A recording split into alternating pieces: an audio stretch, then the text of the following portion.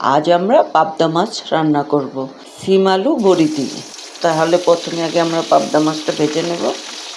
শীত শীত লাগছে, নতুন বড়ি, আলাদা একটা মজা আছে। এখন সব সময় সবজি দিয়ে মাছ রান্না করতে, ধনেপাতা, বড়ি, নানান রকমের সবজি দিয়ে মাছ রান্না করতে অনেক মজা হয়, ঝোলটাও সেই রকম স্বাদ হয়। আজকে তার জন্য একটু আমরা পাবদা মাছ দিয়ে বড়ি দিয়ে মাছটা রান্না করব।